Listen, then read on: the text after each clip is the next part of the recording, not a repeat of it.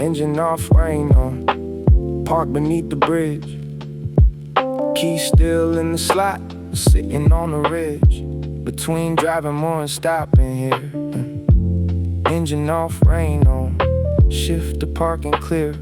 The windshield with my sleeve to see the stairs leading up to where the highway stares. Back at anyone who's brave enough to climb. Pulled in at the lot beneath the overpass. Concrete ceiling low enough to pass. A hand across and the rain stopped hitting the roof the second that I started sitting.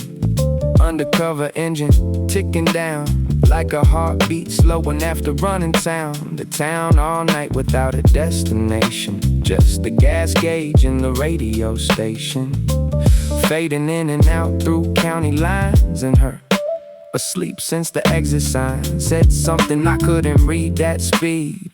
She woke up when the engine ceased. Where are we? I said under something. She looked up through the windshield. That's a bridge. I said, wanna climb it? She said, obviously, yeah.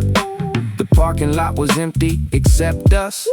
A shopping cart abandoned, rusted truss in the system nobody maintains at 2 a.m. And the staircase to the bridge was dim. Old concrete steps with the metal rail, wet from rain that found its way to trail down from the overpass above our heads. She grabbed her jacket from the back seat, beds of crumpled blankets in the empty cup, and said, let's go up. Engine off in the night, switch gears. From driving to climbing, from speed to the years it takes to learn that stopping is the start. Engine off, rain on, rain on, rain on. Beat inside my heart. Engine off, rain on. We're going up. Left the car beneath the overpass, tucked under concrete where the rain can't reach. Engine off, rain on. The bridge will teach us something the highway never could. From up there, the traffic looks like it should. A river, not a race.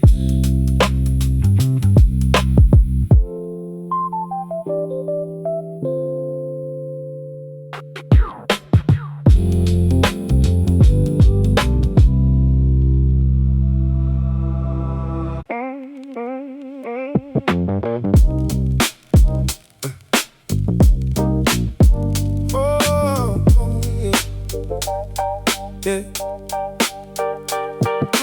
Concrete stairs going up in the dark, each step echoing like a question mark.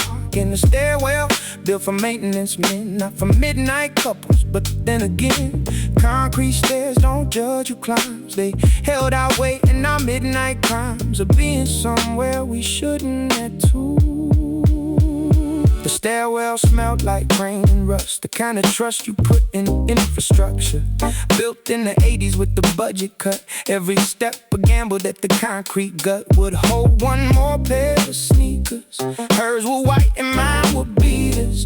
Both of them soaked from the parking lot dash through the rain and the echoed splash of our steps climbed faster than our thoughts in the stairwell where the city forgot to install a light above the third floor turn. So we climbed the last flight blind and learned that the dark makes you reach for the hand of whoever's closest, unplanned but necessary.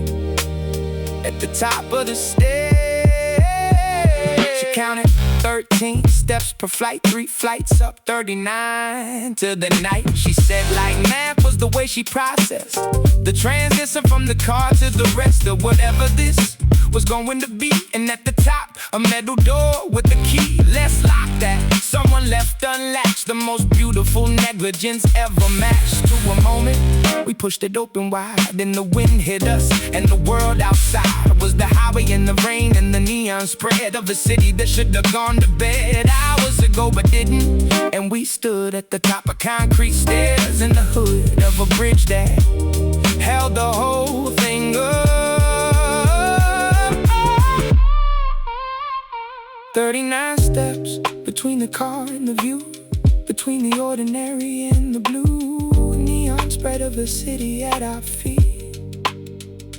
Concrete stairs, the entrance to the street.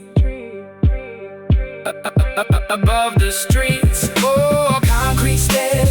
it to the top. The city opened up and the rain won't stop. But who needs drive when the view is this wide? Concrete stairs deliver the south side, above the highway, above the rush. Concrete stairs and then the hush of two people seeing the world from up here.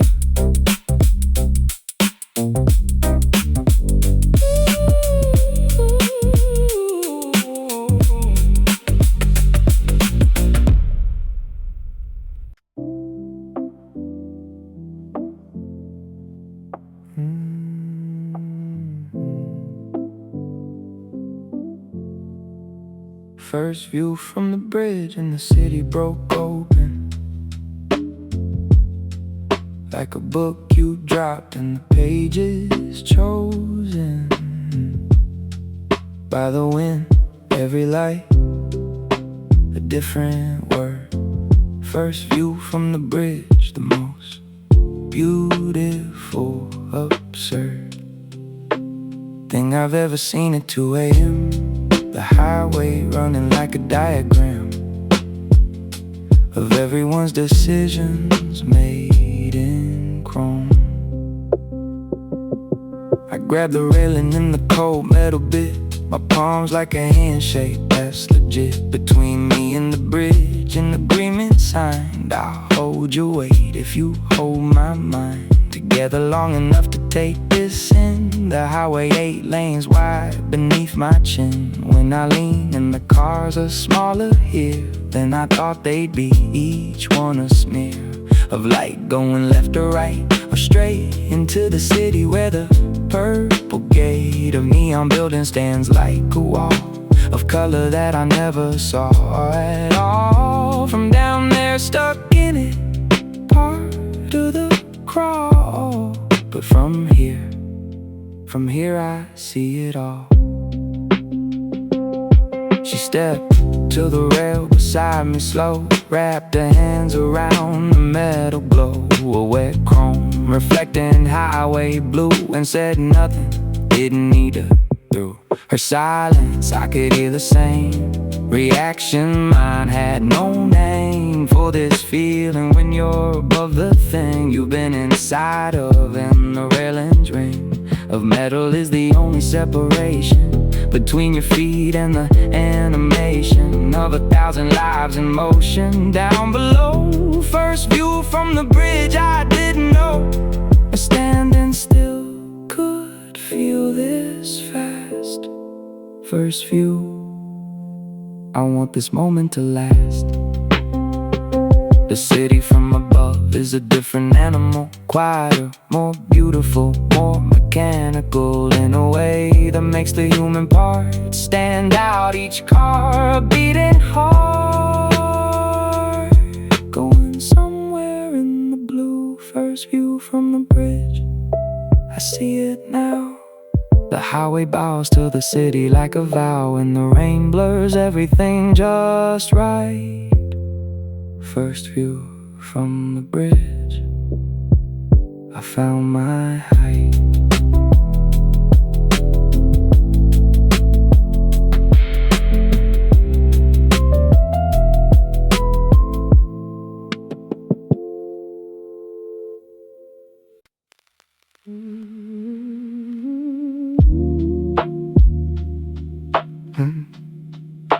The light river headlights going east, tail lights going west, never decrease. The flow that doesn't stop for rain or night.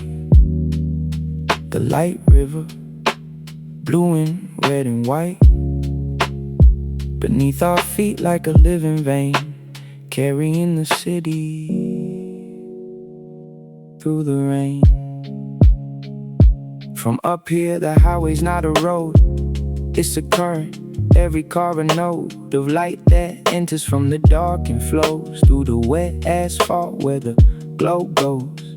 Long and liquid stretched by speed and rain, into streaks that look like they contain a story each. The blue ones heading east are the ones who haven't found their peace. The red ones going west already know where they're sleeping, in the constant flow is the pulse of a city that pretends to rest but never does. east to west and back again on the bridge below. The Light River, the most beautiful show. She pointed at a fast one, white headlights, weaving through the lanes at the kind of heights of speed that mean the driver's either late or running from the same way. We parked under and the car was gone in 2 seconds flat. The light drawn into the city's mouth and swallowed whole, and another took its place. That's the toll of the river, it replaces everything. The moment you lose one light, the string of the next appears from nowhere east, and the tail lights of the deceased journey heading west are born again as headlights for the next lane's friend. The Light River, it never remembers what just passed, only the new members. We watched the Light River for 11 minutes straight without a word, the longest date with silence I've ever had that wasn't awkward.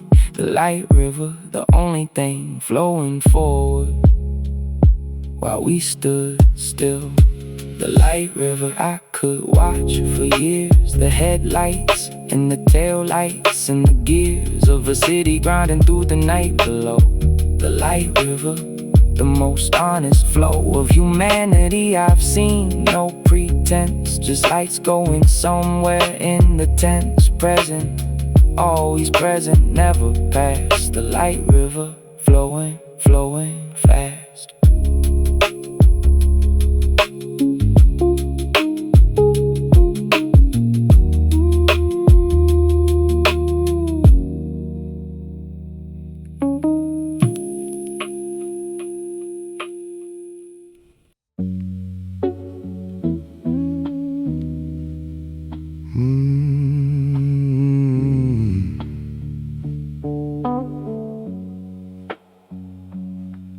Railing cold against my forearms bare, roll my sleeves up and I didn't care that the metal bites at 2 a.m. Railing cold, the bridge's requiem for warmth, for comfort, for the soft. The railing says you came up here for the loft of perspective. Pay the cold admission.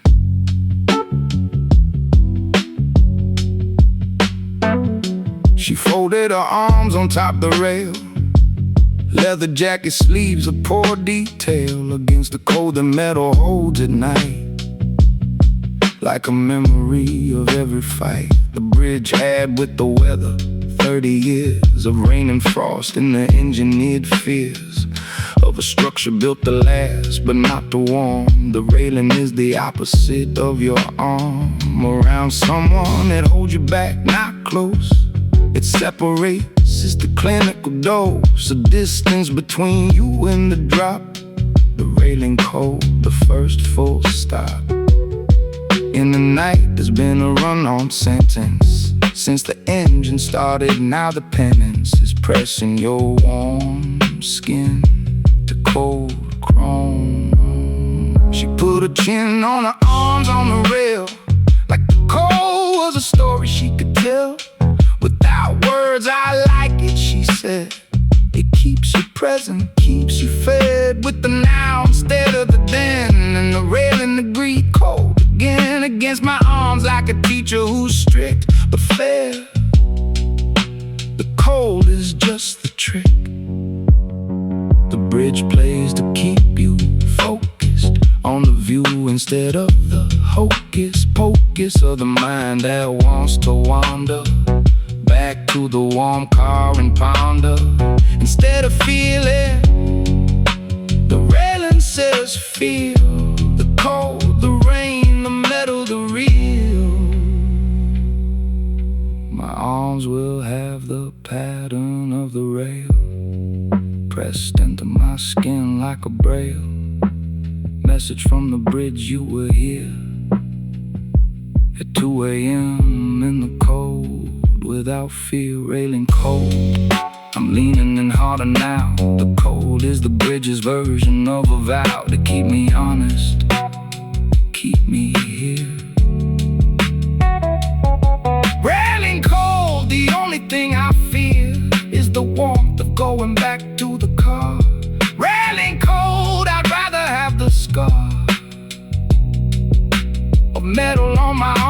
the comfort of never climbing up to see the stuff that the highway shows you from above.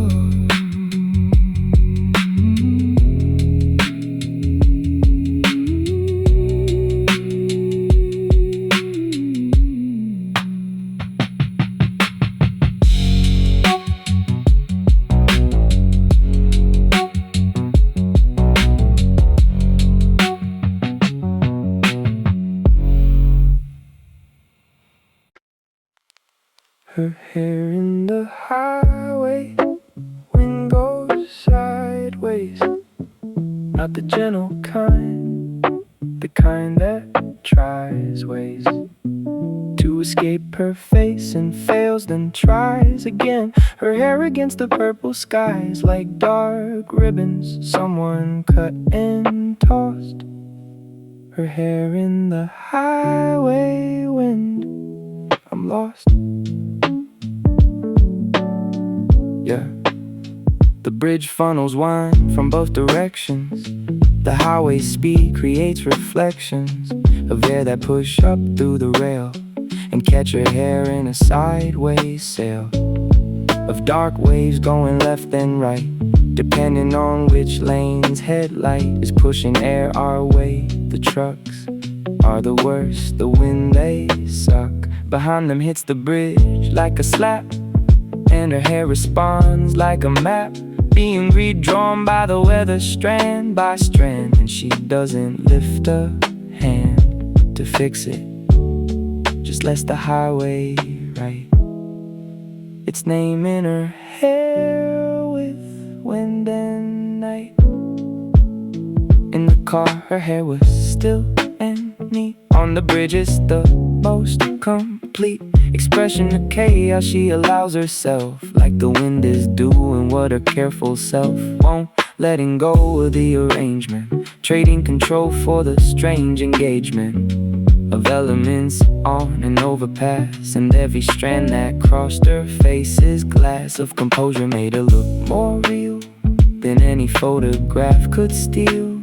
From this moment, hair and highway wind is the flag of someone who's been pinned down by the ordinary and is finally up here where the wind moves violently, enough to rearrange the quiet parts. She caught me watching and said, "It's a mess." I said, "It's the best thing in this address." And the wind agreed, pushed a strand across her lips like the highway planned the whole thing. From the first car that passed, her hair in the highway wind, the cast of a movie made by speed and rain. Her hair in the highway wind, the main character of this bridge tonight. Her hair unscripted, wild and right.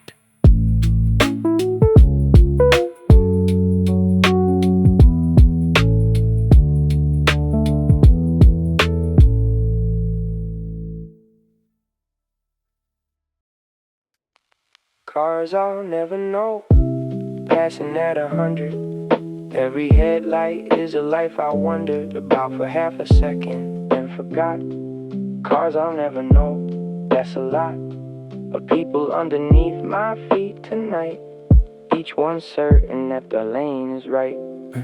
The silver one that changed lanes fast had somewhere to be in the tank that lasts till the exit. The white van behind was taking its time like the kind, the driver who accepted that the night is long enough to drive it right instead of fast. The motorcycle weave through traffic like an article of faith that gaps in lanes exist for people brave enough to twist the throttle past the fear of paint on chrome. Each vehicle is a saint of its own religion, speed or patience, destination or the meditation of the drive itself. I'll never know. Yeah, She picked the truck, 18-wheeler type, and said that one's hauling someone's ripe tomatoes, or someone's couch, or someone's whole apartment worth of the things that console. Yeah, you when you move, and the driver's been up since yesterday with the coffee cup that's glued to the dash like a monument to the chemical encouragement of staying awake at 2 a.m. while two strangers on a bridge condemn nobody and watch everything pass. Cars I'll never know through the rain and glass of their windshields. Can they see us up here? Two silhouettes and the railing and the sheer audacity of standing still while they don't. Each car a novel I'll never read, each headlight pair a different need, being met at highway speed tonight. Cars I'll never know, but they know the light. Cars I'll never know, and they'll never know me. 2 seconds in each other's proximity, then gone forever down the east-west line. Cars I'll never know, and that's fine. The beauty of a highway is the temporary. Every car a stranger, extraordinary for exactly the time it takes to pass.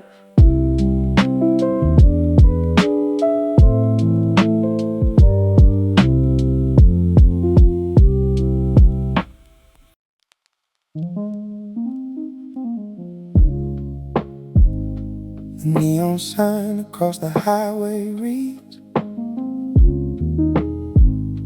something I can't make out through the beads of rain between us. Purple glow, the neon sign, the only thing I know for certain on this bridge tonight is that purple is the color of the right decision at the wrong hour. It's on a building past the eastbound lane, 100 meters through the wind and rain. Could be a hotel or a bar or a store that closed at 10 but left a purple pour of neon running all night long, because the owner knows the neon song is louder when the streets are empty. Sign for no one is a sign for the divine, and it reaches us up here on the bridge like a lighthouse on a metal ridge, painting a face in purple intervals. When the rain lets up and the signal calls through the wet air, undistorted clear. Purple on her cheek, then gone, then here again when the wind shifts to rain. She said, I think it says bar. I said bail bond. She said, that's less romantic. Beyond the sign, the building's dark except the glow. The neon sign, the most honest show in the city, always on, never asking if anyone's watching. Just the tasking of electricity through gas, through tube, a loop of light in a purple cube of somebody's commercial dream that accidentally became the theme of our night. The purple that defines every shadow on this bridge, every line of rain, every car hood's reflection. The neon sign, the purple connection between the city and the two of us. Can't read it, but I feel it. Purple hum across the highway like a distant drum. The neon sign talks in a frequency that only 2 a.m. can hear and see. The neon sign across the highway stays long after we descend and go our ways. It'll be purple tomorrow night the same. The neon sign, it doesn't know our name, but it lit us up from 100 yards. The neon sign, the purple playing cards. The city deals to anyone who stands high enough to catch it in their hands.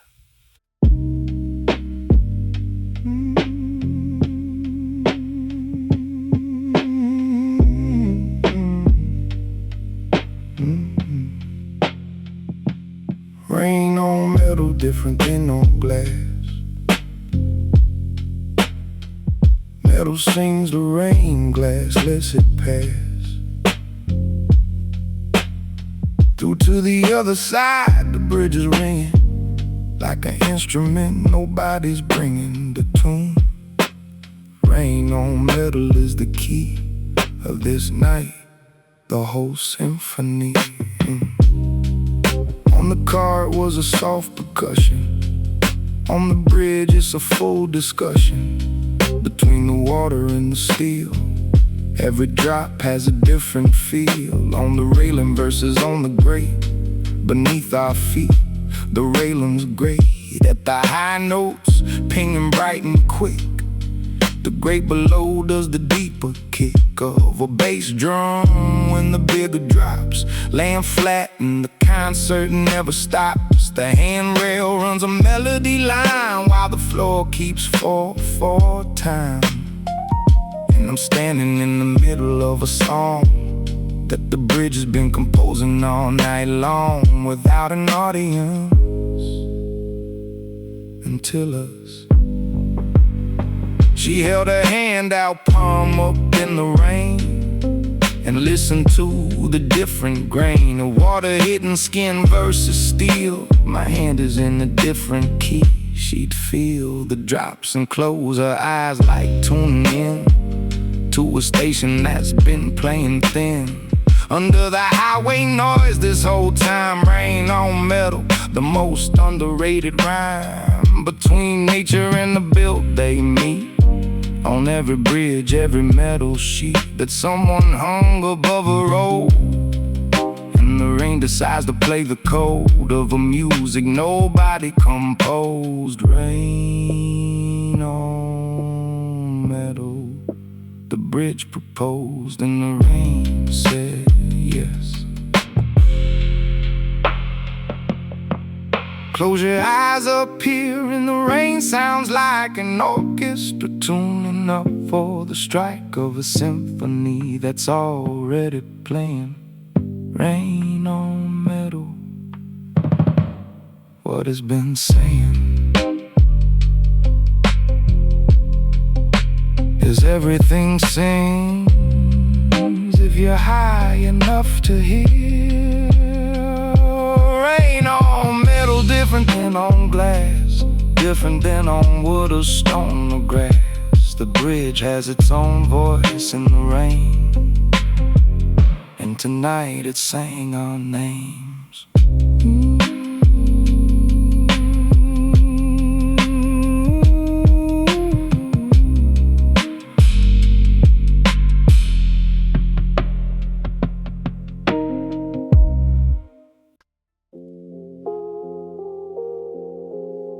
Standing still at highway speed,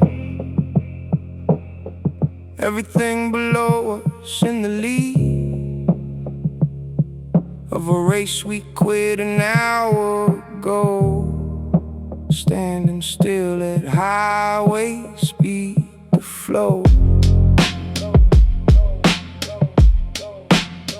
goes east and west, but we go nowhere. And nowhere's got the better air. 100 cars since we got up here, each one doing 70 in the clear. Lane of 80 in the fast, and I haven't moved my feet, and I wonder why. Standing still feels faster than the drive I did all night trying to arrive at something. Maybe this, maybe here, the bridge where speed and stillness interfere and produce a frequency I need. Standing still, the most defiant deed in the city built on getting there on the GPS and the thoroughfare of productivity. But we're on a bridge, standing still on the ridge, between the lanes and the rain and the sky. She said, everyone down there thinks they're moving. I said, aren't they? She said, they're proving that movement and progress aren't the same. You can do 100 in the lane and still be in the exact same place emotionally, but we changed our pace by stopping on the bridge above the proof. That speed is just the weatherproof excuse for never dealing with the roof over your head, or the lack thereof. And the truck blew past below us, horn loud enough to shake the form of the bridge, and both of us in the rain, standing still at highway speed. The brain does its best work when the body quits the race. She leaned further on the rail, and the highway screamed its metal wail, and we held still like the bridge holds still. Above the speed, above the thrill, the calmest thing at the fastest place. Standing still at highway speed. The race is for the highway, not for this space. Up here where the wind is the only thing moving through us. Standing still, and the king of the night is whoever stopped first. Standing still at highway speed. The thirst for going somewhere finally quenched by going up instead and being drenched in rain and view, in the kind of speed that only stillness can exceed.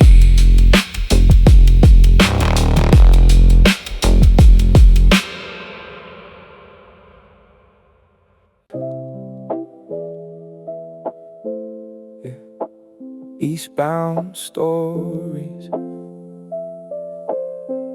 Every headlight pair is a chapter driving through the air toward the city center where the neon waits. Eastbound stories, coming through the gates of the highway, merge like 1,000 books, arriving at a library. One looks like a student, one looks like a fight. She started narrating the cars below. That sedan's a nurse, the second to go on the left. You can tell by the speed, not fast, not slow, just the need to get to the shift without the drama. I said, how you know? She said, that's my mama's car, same model, same tire, cruise the speed of someone who can't afford to lose time, but also can't afford a ticket. On the highway at this hour, the wicked math of minimum wage and midnight oil, and the sedan disappeared in the coil of the city's intake, gone forever in 2 seconds. The most eloquent never ending book I'll never read. Yeah, that one. She pointed at a red sports flash, weaving lanes like a syntax crash. That's a breakup guaranteed. Driving fast because the apartment he just left was the last straw in the highway at 2 a.m.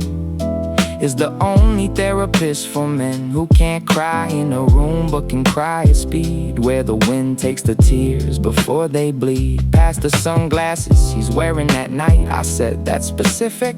She said, right? I've been watching highways long enough to know that the speed of a car tells the whole show of its driver's evening. Fast as grief, slow as peace, and the one underneath the truck, that's hope, drafting behind something bigger till they find their own wind. Eastbound stories. She could read the highway like a poem, every line a different my way of surviving the night. Eastbound stories. Oh, every headlight's bright. Hey, hey, hey. Eastbound stories. She narrates the dark, every car a character, every spark of a headlight entering the merge. Eastbound stories, on the verge of something, every single one. Eastbound, the night's just begun. Yeah. She counts the trucks, 7 since we climbed. Every one she narrates perfectly timed, between the bridge of silence and the roar. She counts the trucks, keeping score of the commerce that continues through the rain. 7 trucks, 7 reasons to remain. Yeah, 8, she said when the orange cab pulled a container through the tab of the highway's midnight checkout. That one's got furniture, I bet. Somebody's lot in life-changing zip codes overnight. The truck doesn't care if it's wrong or right, just carries the weight from A to B. And I watched her watch the highway free from the pressure of performing interest in something. This was genuine, no contest between her and the bridge for attention. The trucks earned her voluntary mention, each one a reason to keep talking, and every conversation born from walking up a bridge at 2 a.m. starts with trucks, or rain or cold, or the shared luck of being here at all. A flatbed with machines covered in a tarp like movie scenes. You aren't supposed to see yet what's under there, she asked the night like the highway air. Odor and answer, construction parts, or the broken pieces of 2 hearts. Somebody shipping to a landfill west. I said that's dark, she said that's the test of the bridge. It makes you honest about trucks, about yourself, about the flux of things you'd normally filter through the daytime version. Up here the view removes the filter, every truck's a truth. 9 trucks and the proof that the world keeps working while we stand still. 11 now, she's lost the count, or gained it. Either way, the amount of trucks we've shared is more than most couples share in years. She counts the ghost. Yeah, she counts the trucks, I count the ways. This bridge at 2 a.m. is better than the days of normal hours with normal views. She counts the trucks, the most peculiar muse.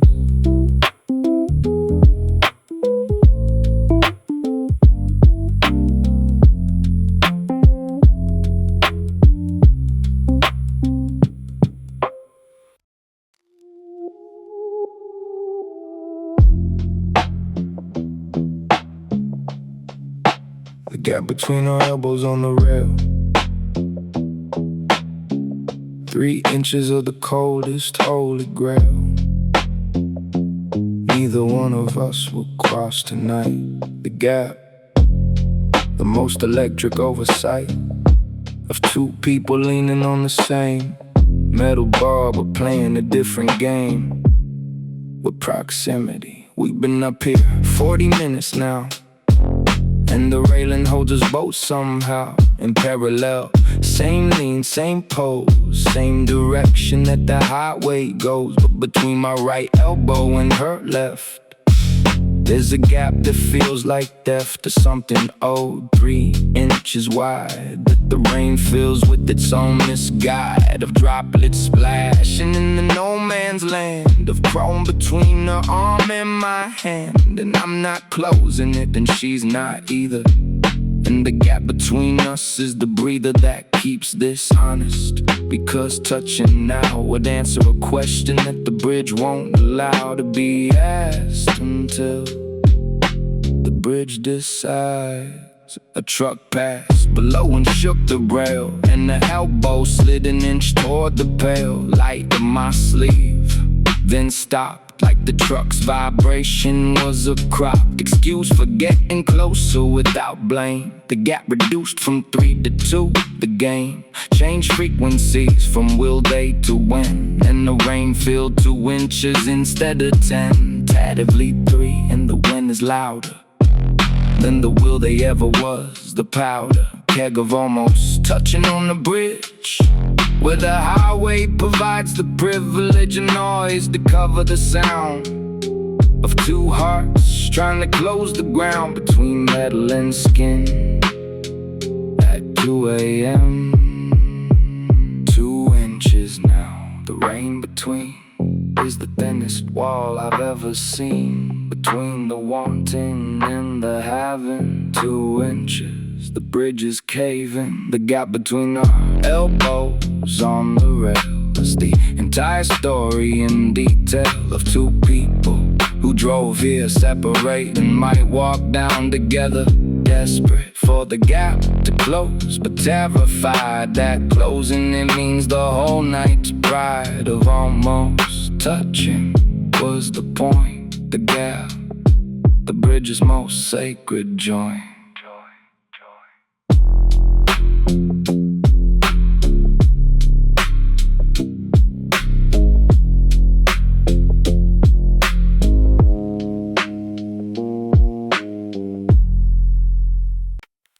Headlights hit her face from below the rail, a sweep of blue-white like a holy trail across her cheek, and gone in half a beat. Headlights hit her face and the night's complete.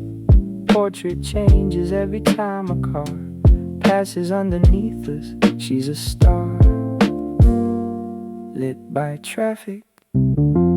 Every car that passes is a flash of light that paints her face, and then the crash, a dark returns, and in that quarter second her face is someone else, I reckon. Different with every headlight pair. The truck lights make her look like she don't care about nothing. Strong, wide lit, bold. The sedan lights make her look like gold. On the left side, only half her face revealed by someone else's headlight rays to the city in the motorcycle. Single beam was the most biblical. Light of all, one eye illuminated, the other in shadow, complicated, like the truth about why she's on a bridge. I said, you look different, every car. She said, everybody does. From this far above the source, the light hits upward wrong and makes the face belong to the night instead of the person. And the night's version is the more certain one, the one without the filter of the sun, that shows you everything you've done in detail. But the headlight shows you what you're feeling in the moment that it caught your chin, your cheek, your brow, and the sweet and the semi-blue past in the deep lane, the blast. The light was the strongest, yet both the eyes lit up, and I'll never forget the blue-white truth in her pupils then. Traffic light portraiture, the art of painting someone with the moving chart of headlights from a highway underneath. Every car a different brush beneath. Headlights hit her face, the gallery of a bridge at night. The salary of standing still while the light walks past. Headlights hit her face, the first and last, and every version in between. The most beautiful show I've ever seen.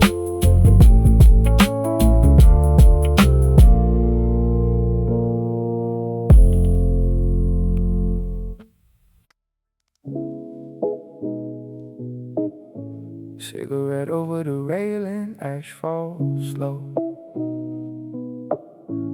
8 stories down to the traffic flow. A tiny orange ember in the blue. Cigarette over the railing, the view. And clues to drop and I'm fine with that. Leaning out with the smoke in the combat. Between the wind and the flame, I'm guarding. She lit it for me with her back to the wind.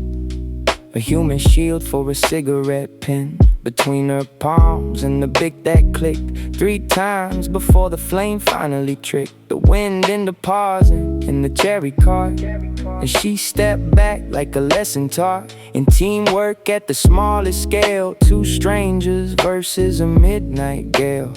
Over a single cigarette, that means more than tobacco. It means the scenes are changing. We've moved from parallel to collaborative. The cigarette fell into the role of the thing we share. A single filter between the air of her lungs and mine. I tapped the ash and watched it fall over the railing like a curtain call. for a particle that lived its life on the tip of a smoke above the knife. Edge of the bridge and the ash took flight, not straight down, but sideways in the night. Caught by the highway's updraft, carried east toward the city like the tiniest beast of the air, and she watched it too. Where do you think that goes? Into the blue exhaust of a passing SUV, probably absorbed into the machinery of the highway's lung. The bridge inhales our smoke and exhales through the rails down to the traffic where it disappears. Sharing a cigarette on a bridge's trust. The filter holds the DNA of us both now. Our lips, then mine, then hers. The cigarette, the most honest transfer. Cigarette over the railing, almost done. The embers closer to my thumb than the sun is to the horizon. Both are ending soon. Cigarette over the railing, the moon is somewhere behind the clouds and the crane, and the smoke we shared above the rain is the contract of the bridge tonight.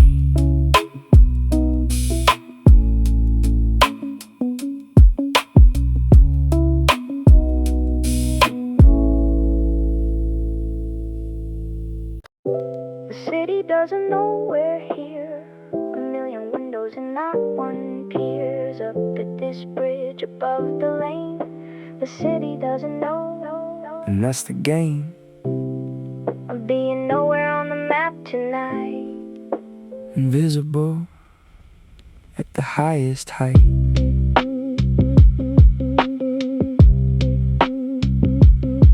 Every window lit in the skyline there has a person who doesn't know or care. The two strangers climbed a staircase wet and are standing on the railing set above the eastbound lane at 2 a.m. The city runs without acknowledging them, us, and the freedom in that fact is the most underrated act of the night. To exist without a ping, without a notification, without the ring of being needed or located or found. We're standing on unmonitored ground. No camera here, no algorithm, no suggested, no rhythm of the feet, just the feet of the highway. She spread her arms wide on the railing. Nobody knows, she said, exhaling like the invisible was oxygen. She needed more than the medicine of being seen every hour of my day. Someone knows where I am, what I say, what I type, what I buy, what I eat. My phone tracks every step of my feet, but up here she let the sentence hang like the rain. Up here I rang, no doorbell check, no inbox scan, no badge unlocked, no phone in my hand. I'm a ghost on a bridge in the city below is a search engine that doesn't know I exist right now. And that's the prayer I came here to feel. Nobody's there looking for me. the most crowded city in the state, and we found the one place it can locate. Two people off the grid at the highest point. The city doesn't know. Anoint this bridge's sanctuary from the scene. The city doesn't know we're here. And tomorrow it'll know our every cheer And purchase and location pin. But tonight we're wind and skin, and invisible on a bridge of steel. The city doesn't know, and that's the deal.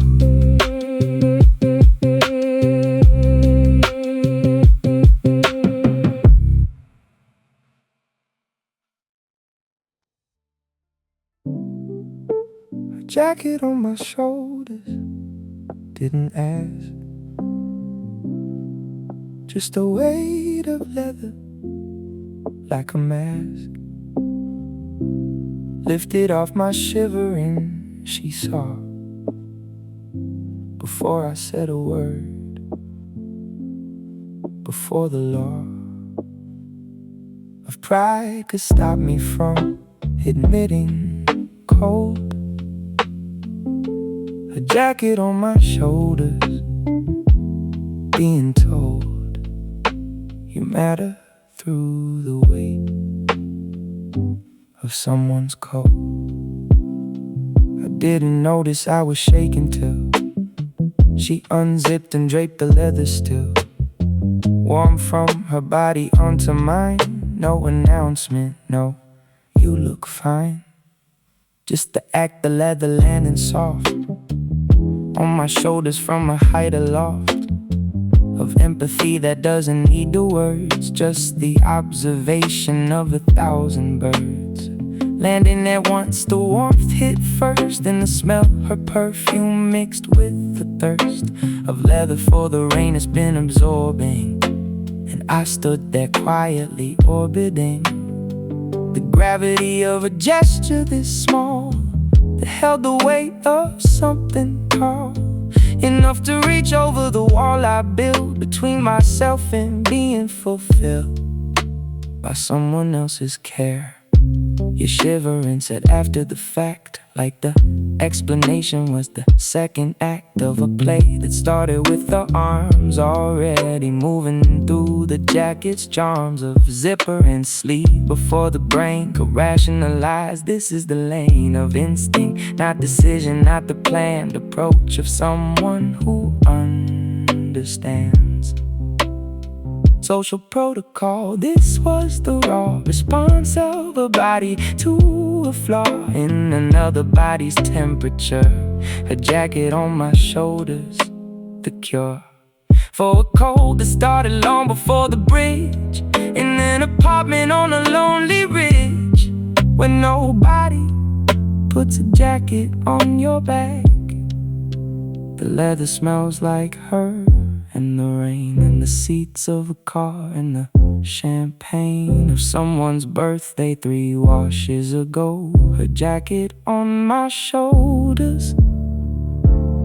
All I know is this weight is the lightest heavy thing. A jacket on my shoulders. I could cry, but the bridge has a no crying alibi. In the rain, every tear is just a drop among the millions, so I don't stop the feeling. Just let the leather hold what the rain holds. Everything that's cold becoming warm because someone noticed first. Her jacket on my shoulders. I'm immersed.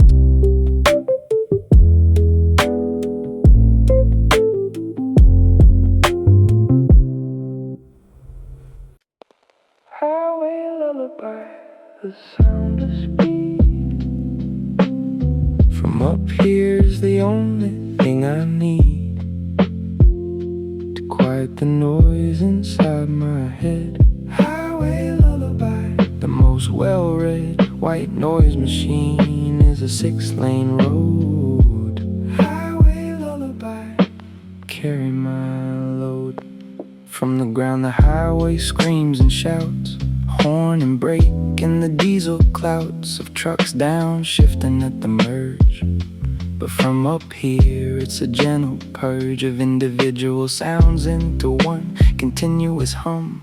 The highway's done with being traffic and became a tone, a single note sustained and blown through the bridge's bones into our ears, like the earth is humming through the gears of a planet that forgot to sleep. And the hum goes deep, deeper than the keep of the concrete base, deeper than the steel. The highway lullaby is real, enough to close my eyes to. She yawned first, the highway's fault. The hum is like a sedative vault that opens when you stop moving and start listening. And the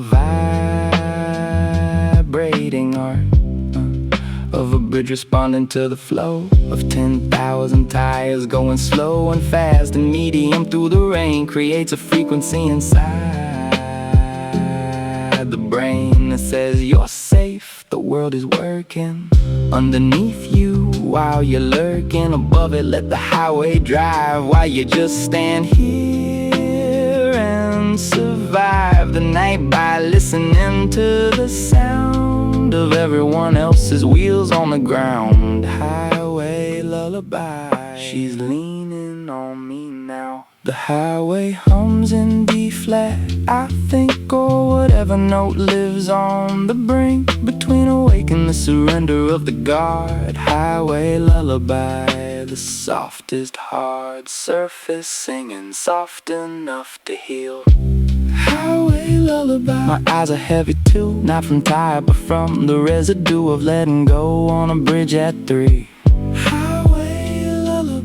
Singing me and her in the rain and the rail into the gentlest version of the tale where nobody has to drive tonight. Highway lullaby, everything's alright.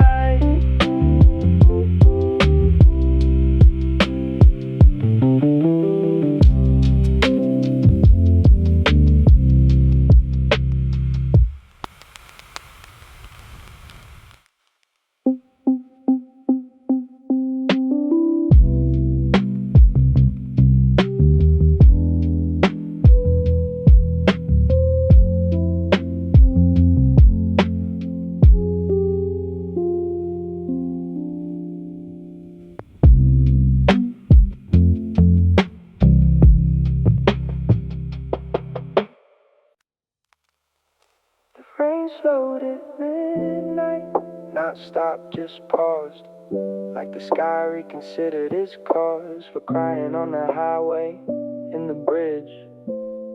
The rain slowed and the ridge of the railing dried in patches first. The rain slowed, the gentlest kind of thirst. I noticed because the metal stopped singing. The railings concert went from ringing to a whisper, fewer drops per bar, and the highway's wet reflection of each car got sharper as the rain pulled back. The surface cleared from the abstract of distorted light to cleaner lines, and the headlights looked like they were signs. And instead of smears, the rain slowed down enough to see the actual town behind the water, and the city grew more detailed in the clearing view. Buildings got their edges back, the crane got its red light back from the rain that had blurred it into a pink smudge. She noticed too, the rain's giving up. She said like it was a filled up cup that finally stopped its overflow, and what's left is just the aftershow of dripping from the railings underside, and the bridge's gutters taking pride in draining what the storm provided. The rain slowed and the night divided into before and after, the wet chapter and the damp one that comes after, where the cold is colder without rain to blame it on. Just the plain old wind on a bridge at the hour when the rain decided to lose its power and let the night continue bare. Rain slowing is its own kind of sound. Not silence, not the heavy pound, but the in-between where drops are rare. Enough to count 3, 4 there. Another one on the railings curve. The rain slowed, lost its nerve. The rain slowed at midnight, or was it one time? It's been strange since the climb begun. Either way, the rain stepped back tonight, and the bridge got quieter, and the light got clearer, and the view got wide. The rain slowed, and we didn't hide behind it anymore.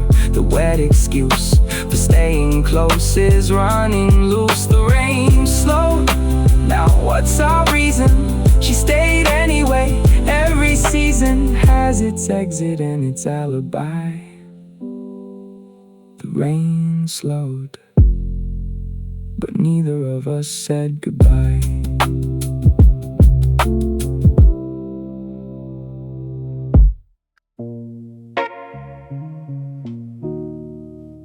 what I left in the car, phone face down.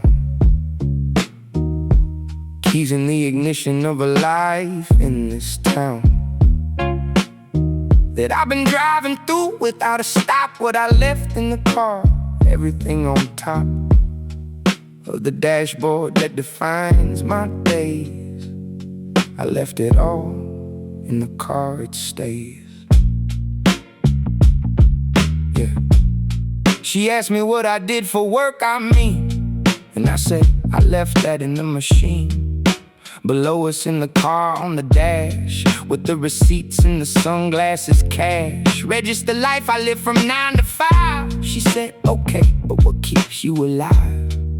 And the highway roared below the question, like the road itself was the suggestion. That alive and employed are different lanes. One goes east with all the gains, and the other goes wherever the reckless go at 2 a.m. And I didn't know which lane I was in, but I knew the car below us held the person that I are. During daylight and the bridge holds the one I am when the performance is done.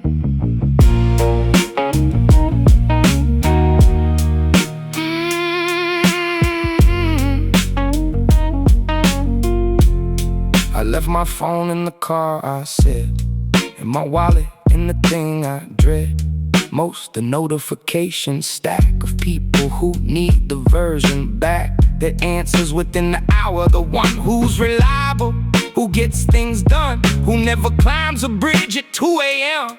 with the stranger and the traffic's helm of noise below us held the weight of the confession like a crate. The highway carries just another load, absorbed into the eastbound road. She said I left mine too in the pocket of the door, beside the broken socket where the charger used to work. 2 phones in the car like a shared smirk between us and the night we chose. The car below holds the daytime ghost, the bridge holds the one we need the most to survive. The version that looks down at the traffic and doesn't drown. What I left in the car is the costume the bridge doesn't need, there's enough room up here for just the version that admits the car was never moving. The bridge commits to showing you the view that the dashboard hides. What I left in the car, it can wait, it rides.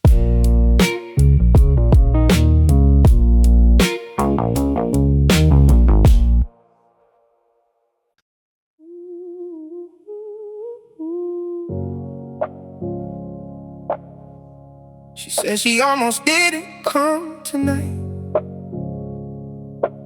almost stayed in bed and held on tight to the pillow in the ceiling stair. She almost didn't come, but the air in her apartment was the kind that sticks to your lungs like the politics of being alone at 2 a.m. She came.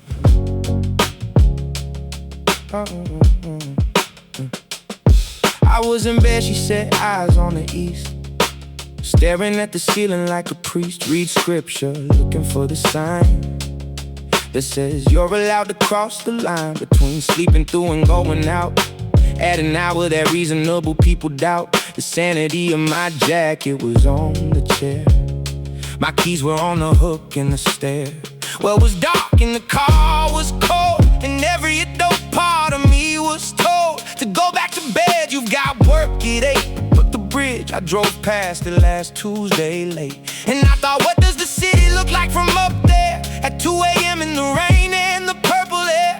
She paused and the truck shook the rail. I almost didn't come, and the tail of my night would have been the ceiling in the phone. She almost didn't come, and I almost drove past the exit that led to the overpass. The universe's margin of error for the night was a single exit ramp and a single right turn that I almost missed, and she almost didn't take. The debris of almost is the universe's draft folder full of nights that could have been bolder if the jacket had been closer to the door, or Or the exit ramp had one sign more, bright enough to catch a tired eye.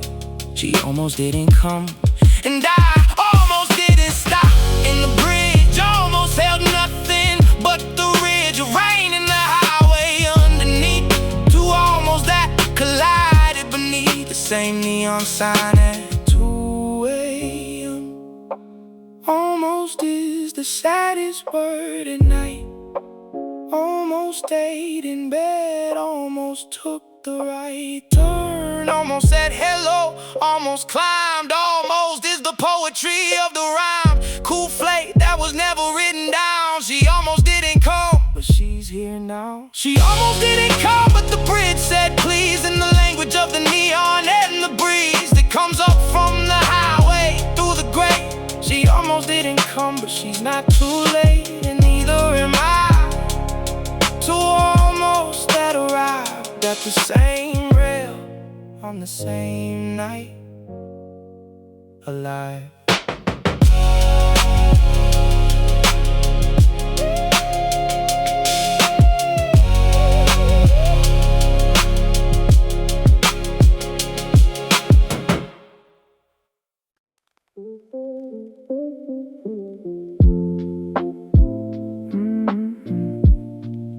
2 lanes, 1 direction. Yeah. 2 lanes, 1 direction. She and I, different speeds but the same supply. A road ahead, 2 lanes, 1 way. Different reasons for the same delay. At 2 a.m. on the bridge above the proof that parallel is the strongest roof. Yeah. The Eastbound has a fast lane and a slow, both heading to the same purple glow of the city center.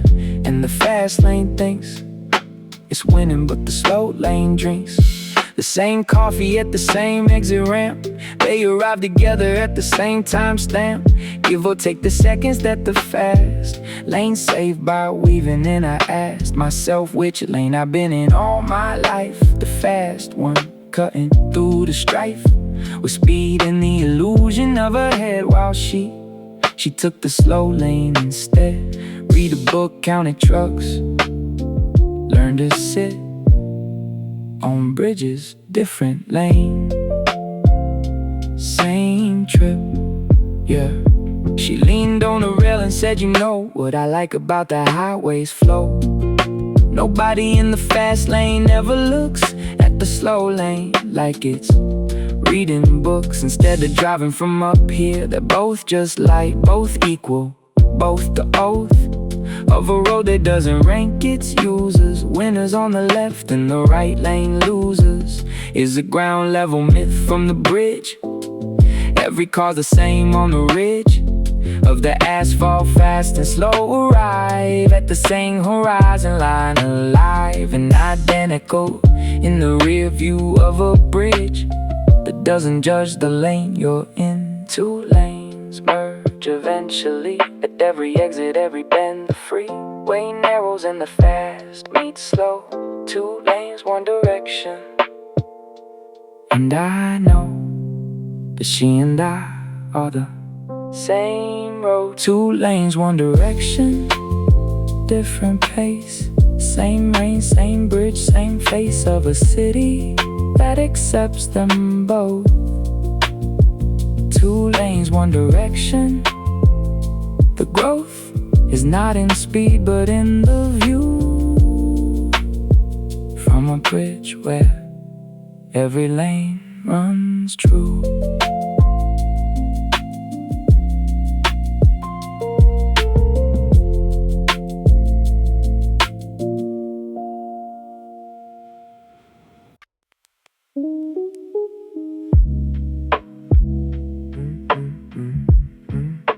The bridge shook. The bridge shook when the bus passed underneath, steel and concrete showing their teeth. For half a second in her hand found mine, on the railing like a reflex, a line crossed by physics, not by choice. The bridge shook and I lost my voice. It was a double-decker city transit, wider than the lane it ran in. Candid, about its size in the air it pushed upward through the grate, and the bridge just blushed with vibration from the boats up through the rail into our hands that held the pail. Chrome like a lifeline, and the whole structure reminded us that the role of a bridge is to hold you above the thing that would otherwise swallow. And the ring of vibration traveled through the metal bar, from a grip to mine like a seminar. In conductivity, her fear turned electric and jumped the gap between our separate hands in a microsecond flat. Her fingers wrapped around my palm, not romantic. Survival, the calm after the shake replaced the grip with the realization that the ship was steady. The bridge held, it always does, but her hand stayed not because the bridge was shaking still. It wasn't. Her hand stayed because the doesn't version of the night, the version where she doesn't touch me, ended when the bus sent its vibration through the steel confession. The bridge shook, and the compression of her fingers on my knuckles was the first real touch we've had. The bridge's thirst for drama finally quenched by a buzz. The bus drove on and never knew that its roof shook loose the residue of every almost touch tonight.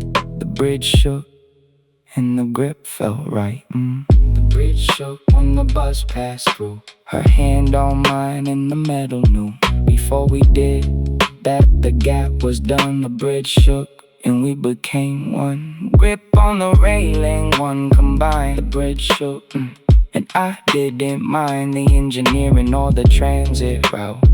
The bridge shook, and beyond the doubt, her hand chose mine.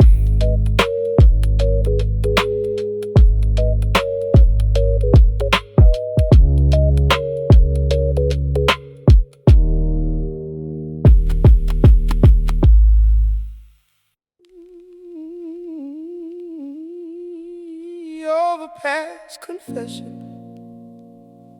Her hand still in mine. I said something I've been keeping since the sign on the highway that I almost drove right past. Overpass Confession, built to last, longer than the bridge, longer than the rain. I said I don't wanna drive away again. Every highway I've been on has been an exit strategy. A therapist once hexed it as avoiding clinical. The way a chart describes a heart that learned early that the road is safer than the room, the paper. Trailer tow receipts is proof I've been everywhere except within. The one place that requires you to park and stay past dark. And I've been driving since I was 18. The most moving statue you've ever seen, propelling forward to avoid the still. And this bridge tonight against my will made me stop. Not the bridge, not the rain, not the view, her, she's the lane I've been urging towards since the engine started. And I finally said it standing broken hearted. Oh, an overpass above the thing I used to call freedom, the highway I abused as a substitute for standing next to someone without the engine on. She squeezed my hand and the highway screamed below us like it disagreed. A dream that I come back to the fast lane's grip, but her hand was tighter than the strip of asphalt underneath. And she said, I know I've been reading instead of living, using books the way you use roads. Different vehicles, different codes for the same escape. Pages instead of miles, I turn to chapter 12, the way you dial the highway entrance. Same result, forward motion as a catapult, away from the room where someone might see the real version. But the bridge has me, and you in the cars in the rain, in the grip of a hand that says, in the trip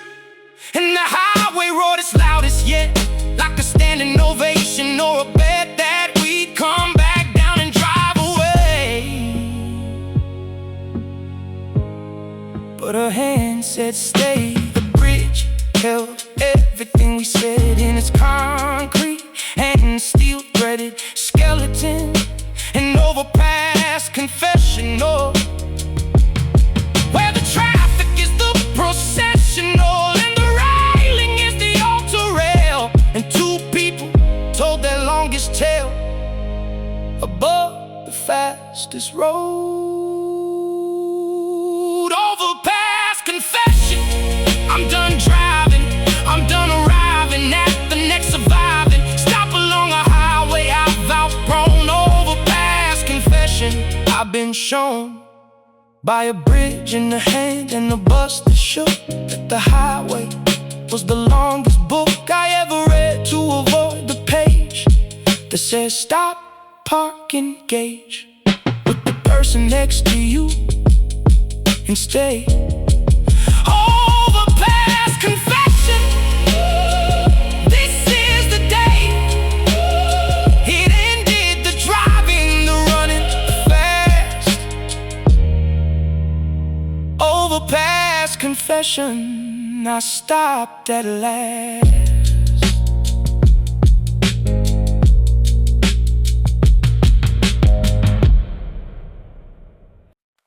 She held my hand on the railing, cold chrome beneath our palms like a metronome of the bridge's heartbeat through our skin. She held my hand and the night caved in to the warmth of fingers interlocked on a railing that the highway rocked gently from below.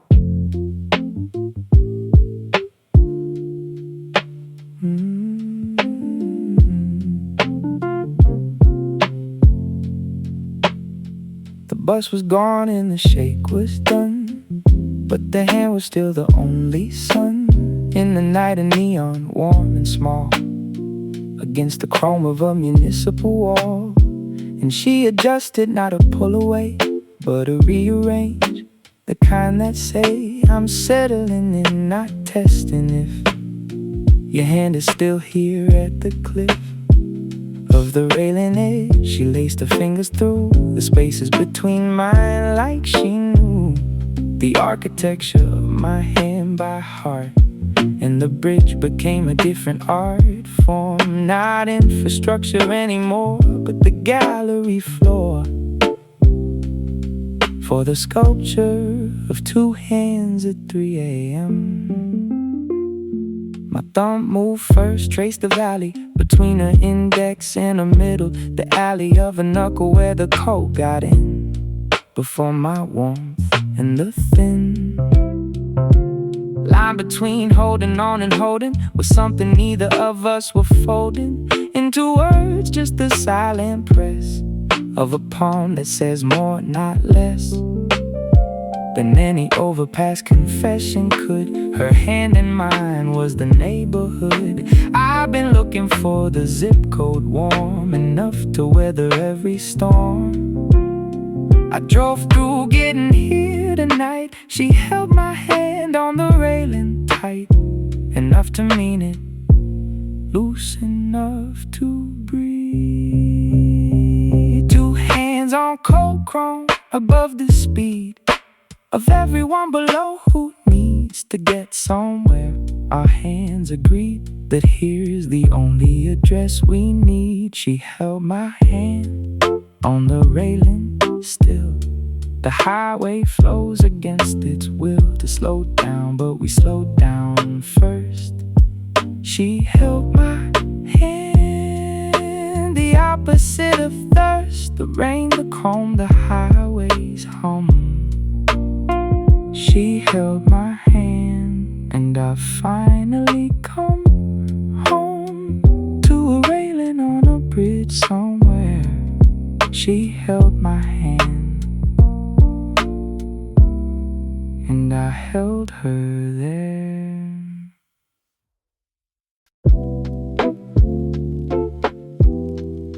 The horn that echoed up through the grate, a truck announcing that the freight of the real world hasn't gone to bed. The horn that echoed woke the dead. Silence on the bridge for half a beat. Then the quiet took its seat, back between us like it owned the chair. It was an 18-wheeler angry at a merge. The horn a baritone dirge that climbed the concrete pillars to the rail and hit us like a fairy tale. Ending with the alarm clock scream. The most effective way to break a dream is a truck horn at the frequency of every Monday morning. But the decency of the bridge absorbed it in the steel, turned the ugly horn into a peal of echo that bounced off the concrete sky above our heads and said, nice try at escaping the noise. But the noise is the city's voice, and the city enjoys reminding the bridge that she's not free from the highway's authority. She flinched, the first uncool thing she'd done all night, and the horn had won. A reaction from the woman who narrates trucks without a flinch. But the freight's horn was louder than the story she tells, above the traffic, louder than the wells of philosophy she draws from the view. The horn said, I see you too, standing up there with your bridge and your rain and your metaphors about the lane. I'm the lane, I'm the actual sound of the ground. You're floating above, come down. Eventually the bridges borrowed time, and she laughed at the horn like the rhyme of the truck's anger. And the night was funny, even the trucks are yelling at me, honey.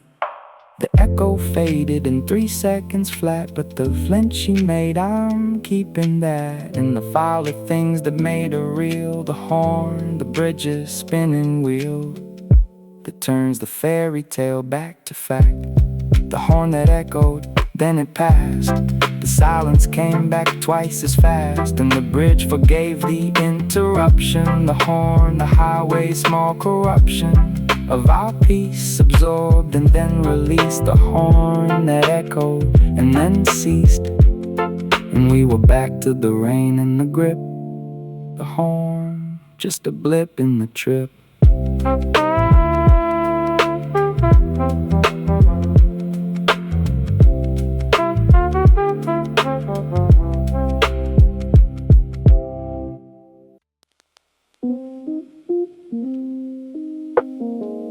Rain stopped, but we didn't notice when.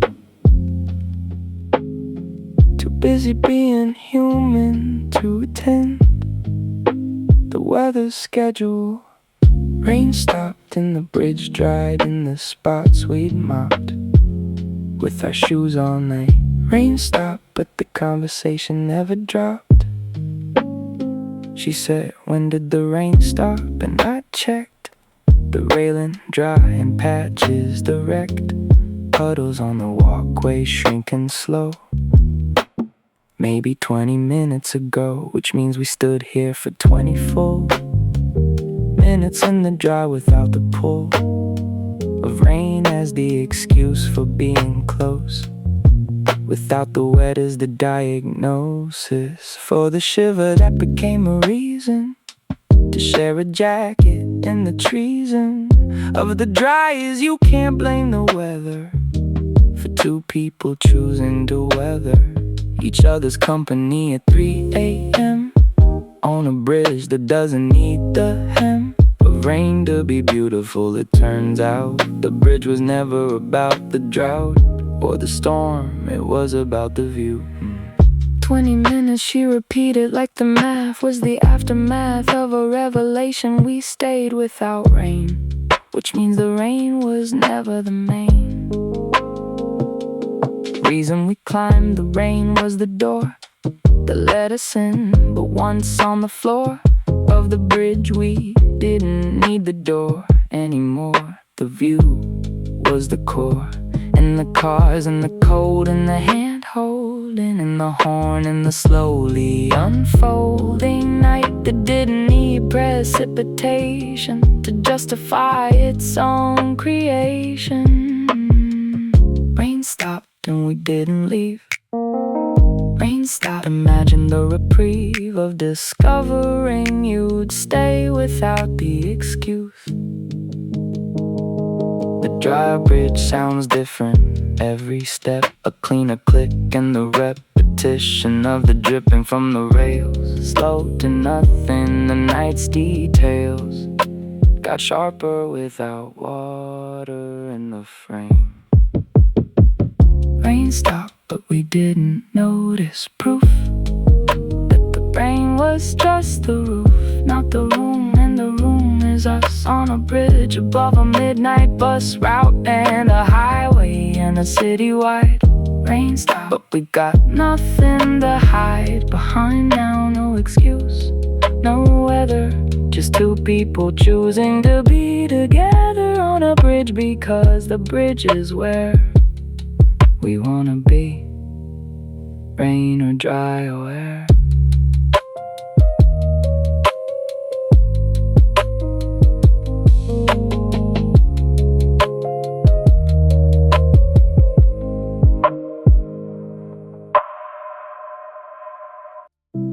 Quiet above the concrete the first time. The bridge ran out of noise and the rhyme. Between the rain and the rail went mute. Quiet above the concrete, absolute. Except the highway's permanent hum, and the blood in my ears like a distant drum. After the confession in the hand, and the horn in the rain's last stand, the bridge went quiet in a way that only 3 a.m. can display. Not silence, you can't have silence on a bridge, but the closest thing, the ridge between noise and the absence of the trying. Everything stopped competing, stopped the vying for attention. The rain quit, the wind quit, the bridge settled into its posit. Iona holding us without complaint. In the quiet was a different saint than the noise. It blessed us with the room to hear the things that the boom of the night had covered up. Her breathing and the rhythm of my chest's breathing, rise and fall against her shoulder blade. In the quiet, the highway sounded like an ocean, distant and continuous, the motion of a tide that happens to be made of steel and glass instead of the cascade of water. And the ocean highway sang its one note, and the silence rang around it like a frame around a sound. And we were in the frame on the ground of the bridge above the ocean road. And the quiet held the episode of the night like a jar holds a firefly. Gentle, just enough room to fly, but contained enough to see the glow. Quiet above the concrete, the slow realization that we're in the glow. Quiet is louder after noise, the way a room is bigger after boys, leaving the walls expand again. Quiet above the concrete, amen to the noise that came before. Quiet above the concrete, I'm at peace. The bridge signed my release from the driving and the running and the sound.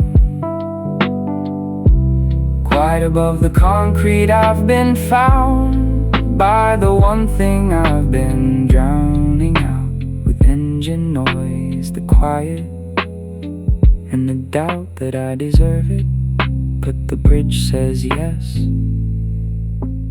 Quiet above the concrete, I confess, I'm staying.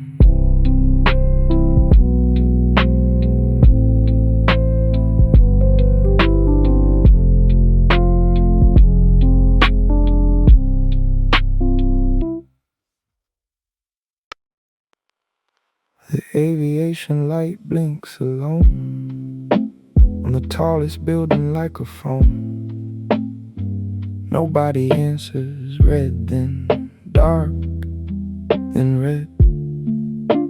The aviation light, the most overhead, companion of the night, the only one who's been up here longer than anyone. I saw it when the rain stopped and the sky opened just enough to let the high rise pierce through the cloud at the top. Where the red light sits, it doesn't stop, blinking for the planes that never come this low, for the regulations of a sum that someone calculated once and built. The light on top with zero guilt about his loneliness. It blinks alone, 2 seconds on, too off from metronome, for aircraft that ignore it from their height. The aviation light, the most polite, warning no one heeds the gentlest red pulse in the city. And she said, that light's my favorite thing in any skyline. It does its job and nobody cares, she said, watching it post through the layers of cloud in the wet atmosphere. Every night, no audience, no cheer, no review, no like, no comment, no share. Just blink, blink, blink into the air for the one plane in 1,000 nights that might fly low enough for the lights warning to matter. And even that plane won't thank the light or remember the lane of the sky it blinked in, and her hand squeezed mine like she'd understand the aviation light's whole deal, because she's been the light herself, the real one who keeps going without the crowd, blinking in the dark, alone but proud. Red then dark then red again, the simplest rhythm for the simplest pain of doing your job in the rain. The aviation light, our patron saint of showing up when no one's watching. The aviation light blinks alone, but tonight it's got us, and the tone of its red is warmer knowing we see the aviation light. Company for the loneliest bulb in the city's crown. The aviation light, it won't let us down. Blink, blink, blink, we're watching still. The aviation light on the highest hill of the skyline, blinking just for us.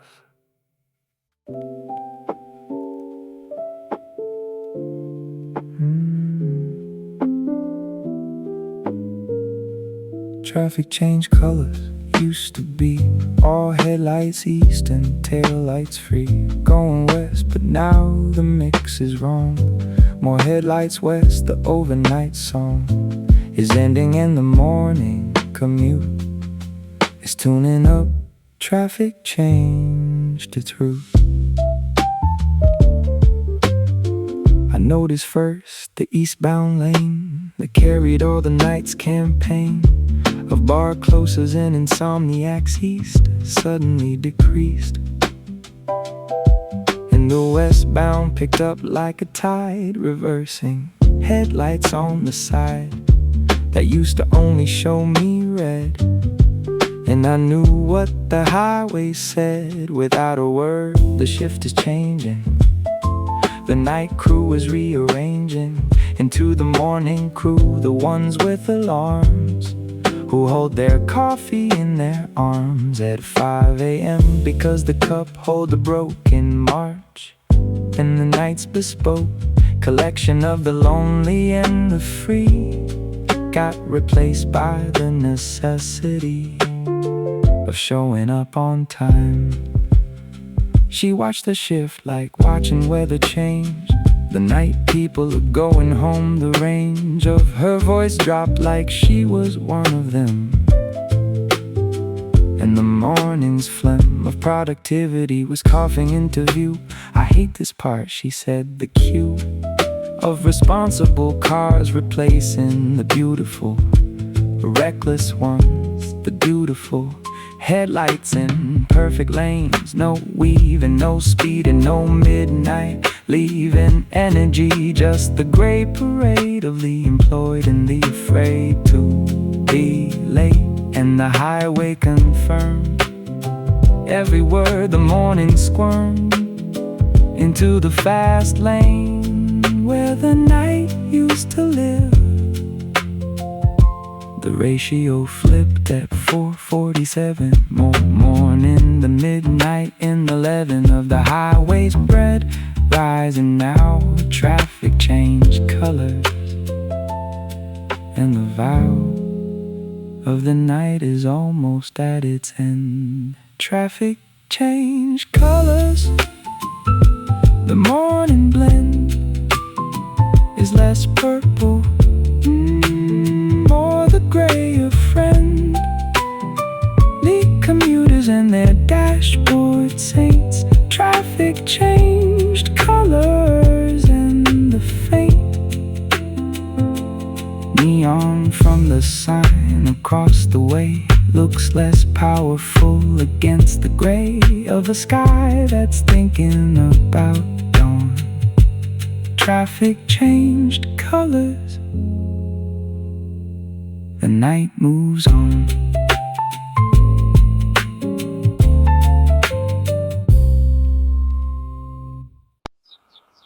The first bird above the highway, 5 a.m. A single note against the jam of a million engines, one bird brave, enough to sing above the wave of asphalt sound. The first bird heard above the highway, one absurd small voice against the concrete choir. We both heard it at the same time, a chirp so out of place it made us usurp the highway's claim on every sound the bird had found. The railing of the bridge 2 posts down from where we stood in our midnight crown of rain and neon, and it sang one note that rang above the diesel and the tire hiss, like a period at the end of this night sentence, small and round and final. The first bird, nature's spinal cord, reminding the city's metal spine that underneath the engine's whine there's still a creature made of air and hollow bone, singing on a bridge, not alone, but alongside 2 humans who forgot that dawn has its own plot. She looked for it, couldn't see it in the dark. Where? I don't know. Near the arc of the lamppost, maybe on the wire. And the bird sang again, entirely indifferent to our search, singing from its metal perch to an audience of 2 and a highway full of people who can't hear the pull of a note this small. You have to be standing still enough and free enough from your own noise to catch the bird's dispatch from the natural world to the built. I'm still here beneath the guilt of your concrete. Morning's mine. One bird is all it takes to draw the line between the night that's been and the shine of a morning that's assembling its crew. The first bird singing just for 2. The first bird above the highway, proof that the night has a ceiling and a roof that opens to the sky at dawn. The first bird, and the night moves on, but gently, not with a slam. The first bird above the highway, 5 a.m. The smallest voice with the biggest say. The first bird announcing a new day.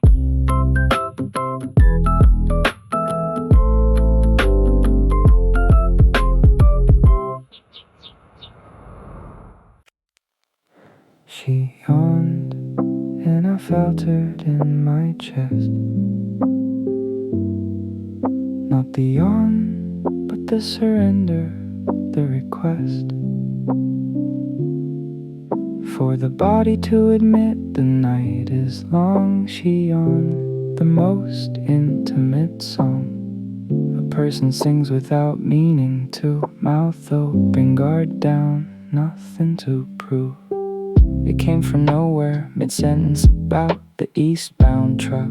She was talking about her jaw just open, and the night rushed in through her mouth like the oxygen of 4 hours caught up with the spin of a conversation that she'd been running on the fumes of caffeine, less adrenaline and the tenderness of a bridge that makes you feel awake. But the body knows the body's take on the situation is you've been standing for 3 hours on a metal landing, in the cold and the rain and the wind, and the body isn't disciplined enough to care about the view.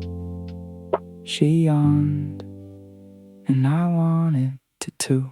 She covered her mouth with the hand I hold in mine, a reflex of the polite design we're taught as children. Cover up the animal in you, the abrupt opening of the jaw that shows your teeth, and the pink inside and the underneath of who you are without the filter. Yawns are the honesty of the pre-dawn hours when the performance collapses and the body's little synapses fire without the brain's approval.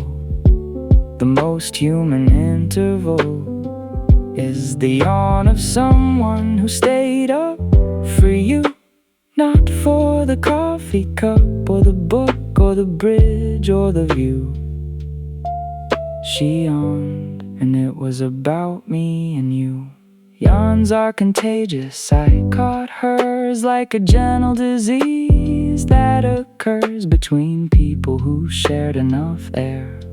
She yawned, and I was already there, mouth opening in solidarity. She yawned, and I felt it travel through the hand she held, and the body knew before the brain that the night was shifting gear. She yawned, the most honest thing I'll hear above a highway at the edge of dawn. She yawned, and the night moved on, gently, tiredly, beautifully.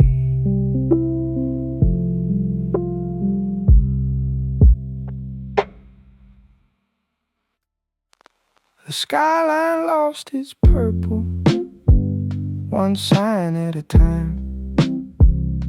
The neon clocked out of its nighttime rhyme, and the buildings went from glowing to just gray. The skyline lost its purple, the display of color that defined our entire night surrendered to the ordinary light. The bar sign went first, the one she said was either bar or bail bonds dead. And 512 just clicked and the purple bled out of the tubes, and what was left was lead. Gray glass on a gray wall of a gray building that looked magical the way neon makes everything a liar, a beautiful liar, a supplier of romance to the architecture that doesn't deserve it. The lecture of the building is a box, a square of commerce with no flair, until the neon puts its costume on at dusk, and suddenly the dawn of someone's business sign becomes our backdrop. The pharmacy cross went next, the purple plus that marked our early night. The fuss of color that bled across the highway sheen and made the wet road look like the screen of a movie about us gone now gray. Just a cross-shaped tube waiting for the day to end so it can glow again tomorrow for a different couple's sorrow and joy above a different highway night. The skyline lost its purple and the right side of a face that had been washed in magenta for 3 hours now sloshed back to the natural. Her skin and dawn's gray light looked different, like the lawns of a house look different when the Christmas lights come down. Still beautiful, but the height of the neon beauty was the nights. One by one the signs surrendered, each one a chapter that was rendered in purple and is now in gray. The skyline packing up the play, striking the set of our evening show. The skyline lost its purple, but I know it'll come back tomorrow in the glow of a timer set by someone who maintains the neon through the seasons and the rains. The skyline lost its purple, and we watched the most beautiful undressing, unmatched by any sunrise. The sunset of the neon is the bridges closing crayon. The skyline gray now, but we saw it lit. The skyline lost its purple, we remember it.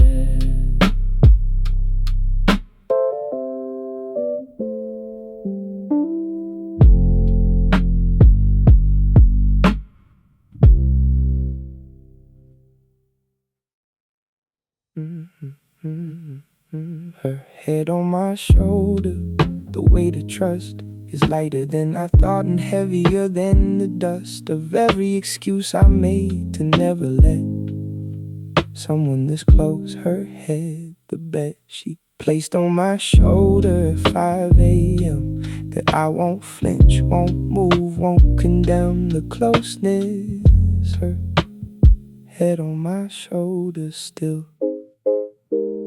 It happened without announcement. The tilt of her neck toward me like the built resistance of a whole night finally broke, and the temple found the spoke on my shoulder where the jacket meets the seam. And she rested there like a dream that decided to land on something real instead of floating in the field of her hair against my jaw, the curl that tickled my chin. This girl who counted trucks and narrated cars and pointed at the aviation scars of red light on the building's crown. Now put her whole head down on a shoulder that has never held a weight this important. And I yelled, nothing, move nothing, breathe slow, because the art of being the pillow is in the stillness you become the thing she rests on.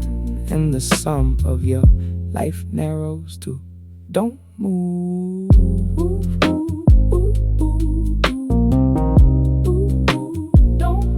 Don't move. Don't move. Don't. Her breathing changed against my arm, the way breathing does when alarm turns off and the body trusts the surface. Her exhale was the purchase of a peace I've never been the source of. The force of gravity on a human head is 8 pounds, and those 8 pounds on my left shoulder at 5 a.m. where the heaviest light is requiem for every night I drove instead of stayed, every shoulder I never displayed as available for someone else's weight. 8 pounds of her at this late hour on a bridge above a highway hum. Her head on my shoulder, I've become the still thing in a moving world. Don't move, don't move, don't move, don't breathe too hard or the shoulder heave will lift the head and break the seal of the trust. Don't move. just feel the 8 pounds of someone else's dawn. A head on my shoulder, I could cry, but the shoulder that's a pillow can't apply for sympathy. Its job is to be stone, warm stone, but stone the kind that's grown from standing still long enough to earn the weight of someone who took her turn at being strong and finally wants to lean her head on my shoulder, the most serene 8 pounds I'll ever carry in my life.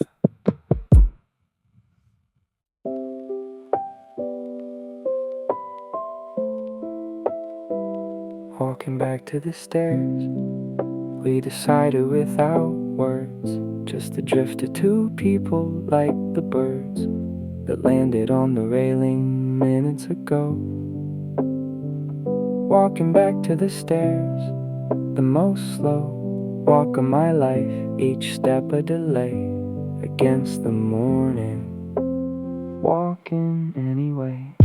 She lifted her head from my shoulder and stretched like waking up in public, etched with the self-conscious of the daylight version, returning to the person who doesn't rest on stranger shoulders. And the morning air was colder than the rain had been somehow, and we looked at the bridge in the brow of the railing where we'd stood for hours.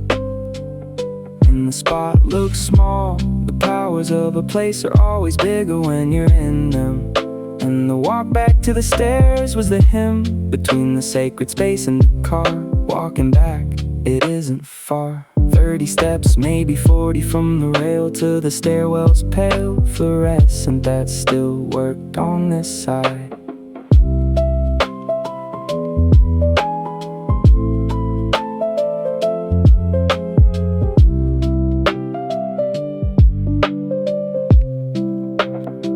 We walked in step without trying to, the way two people who've been through a night together sink their stride, not touching now, the hand holding tight had receded with the decision to descend, and the walk between the rail and the end of the bridge was the decompression stage between the altitude of the page.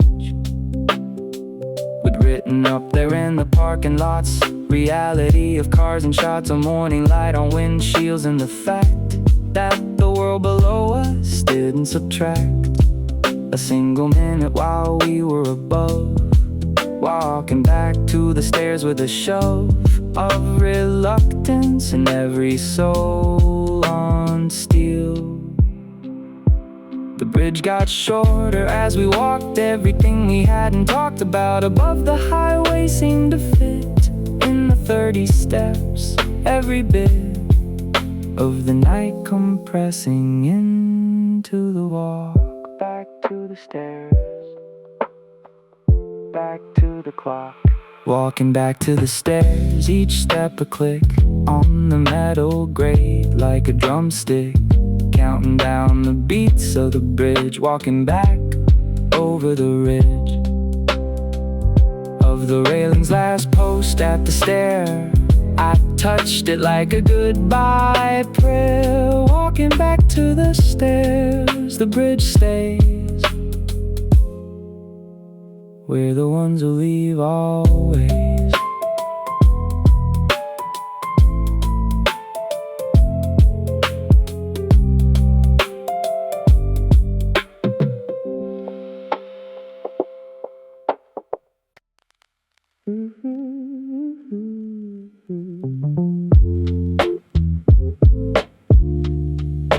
"13 steps down, the inverse of the climb. Same stairwell, different time. Going up, we were strangers chasing view.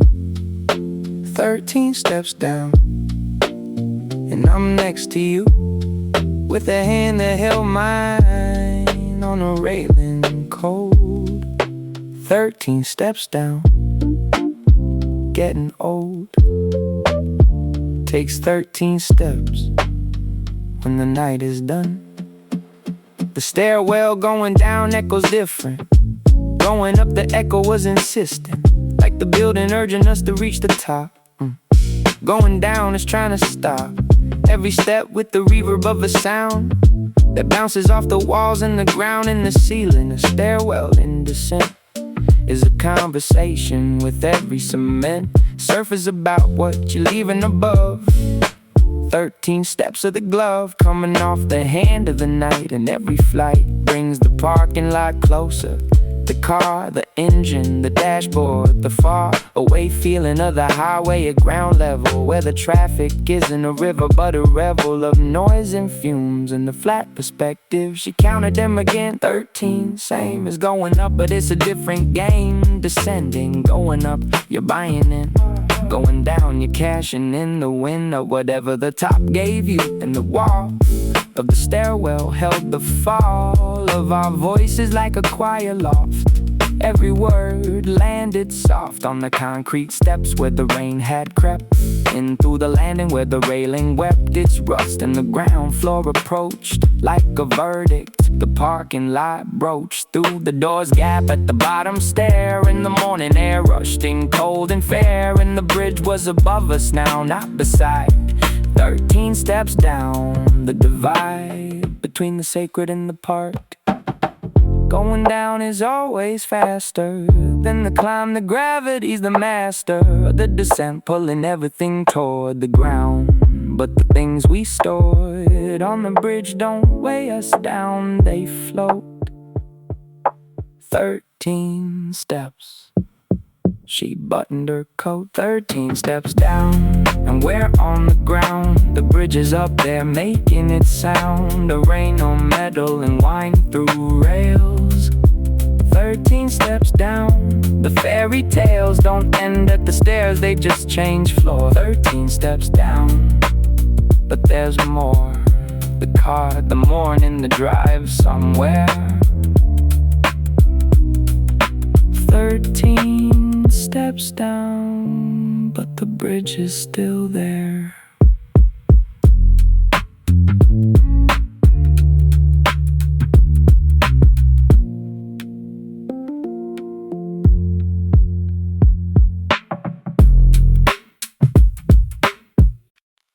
The car is cold now, engine's been off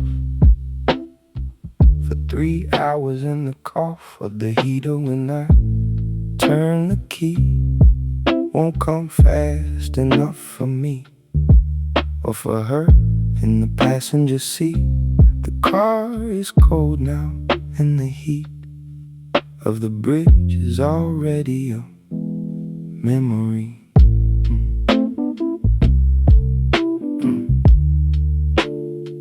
I opened her door first, old school, or maybe just a fool who's stalling before the drive decides where it goes. She slid inside, and the leather seat was cold enough to hiss through her jeans. I forgot about this, she said, meaning the temperature of real life versus the ideal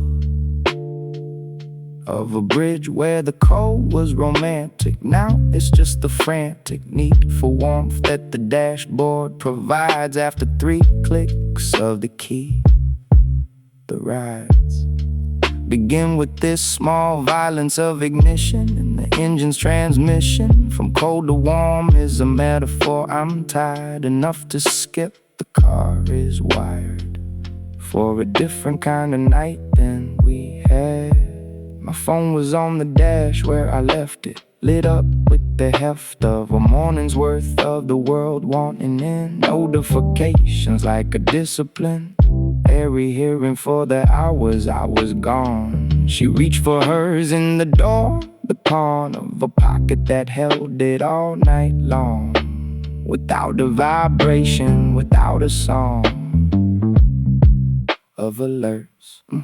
And she put it face down again without checking, not yet, not when. The car's still cold and the bridge is still close enough to pretend that the dose of reality hasn't kicked in. And the heater finally found its dim, warm air. The first warmth not from her. The windshield fog from my breathing in the cold. The curtain between us and the bold morning outside that wants us back.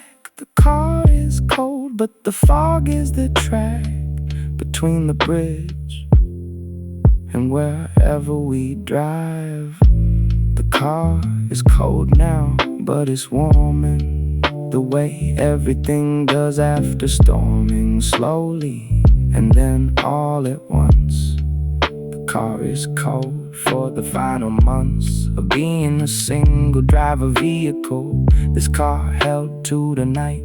The miracle is small and made of leather and a key. The car is cold now, but not me.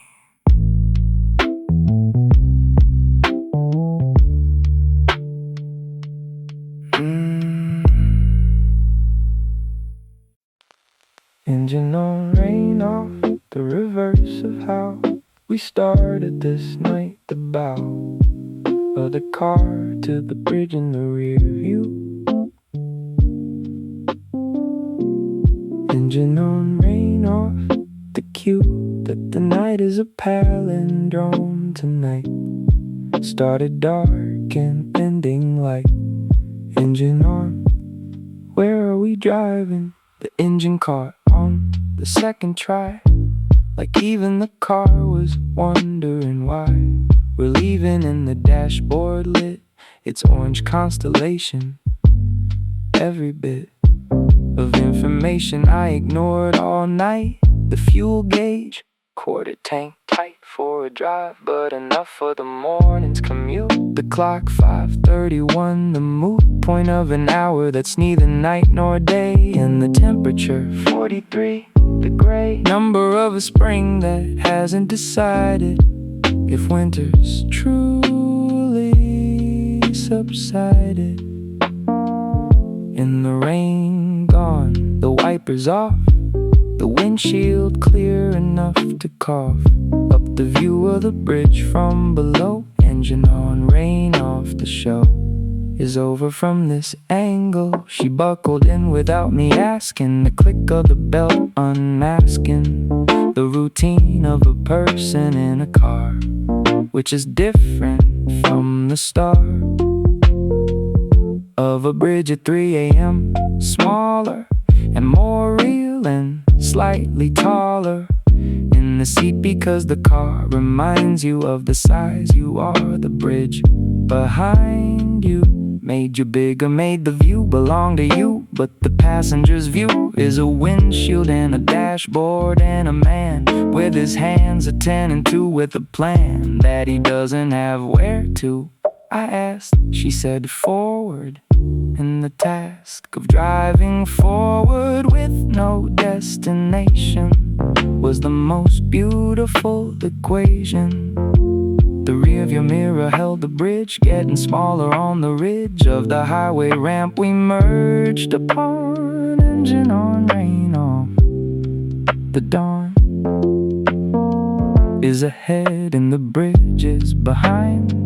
But the night we had is the kind that rides along in the passenger mind. Engine on, rain off, we're on the road. The bridge is a shrinking episode in the rearview, but it's growing in the chest. Engine on, rain off, heading west or east or wherever forward goes. Engine on, rain off, the night chose to end the way it began. Two strangers in a car, but the dangers of being alone are yesterday's concern. Engine on, rain off, we'll return to the bridge, but first let's drive. Engine on, rain off, alive.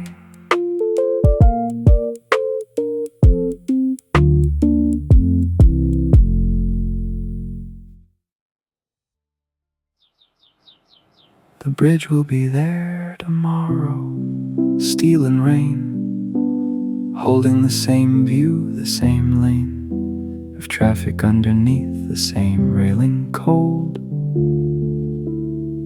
The bridge will be there tomorrow, bold, enough to carry whoever climbs. The bridge doesn't count the times. We merged onto the highway heading east, and the bridge above us, the beast of concrete and metal that held our weight, and our words and our too late confessions, and our hands and our smoke, and the 8 pounds of her head that broke every wall I had. The bridge passed over us in a second, the ridge of its underside, a flash of gray, and then it was gone in the rear view's way of making everything smaller.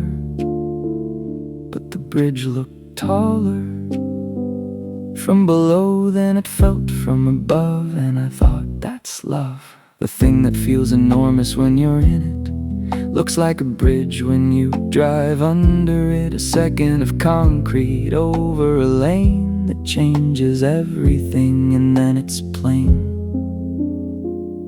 old highway again. She was looking out the passenger window at the city waking up, the inflow of morning that replaces purple with the gray and gold of a different myth than the one we live tonight. The myth of daylight, where people are forthwith and punctual and dressed and running. The morning version of the cunning game of being fine. And she said, same bridge tomorrow, not a thread of doubt in her voice, just the clean certainty of someone who's been standing still long enough to know that the bridge is worth returning to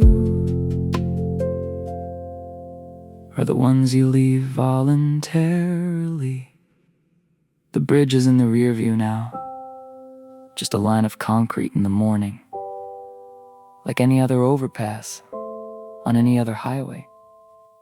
But it's not any other overpass, it's the one where I stopped running, where the traffic went underneath us like a river of everyone else's urgency, and we were the rocks in the stream, still and stubborn and wet. The bridge will be there tomorrow, same railing, same grate, same stairs, 13 up, 13 down, same view of a city that doesn't know.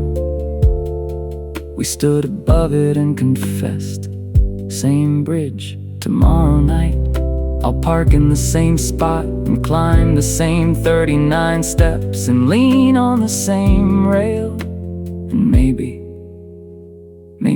she'll already be there, counting trucks. The bridge will be there tomorrow, that's the pact between the steel and the fact that some places earn their permanence by holding one night's evidence of 2 people who stopped above the speed. The bridge will be there, that's all I need to know this morning as the highway bends and the bridge shrinks and the skyline sends its first gold light across the lane. The bridge will be there tomorrow, in the rain, in the dry, in the purple, in the gray. The bridge will be there, and so will I. And maybe so will she. The bridge will be there tomorrow, and that's enough for now. That's enough.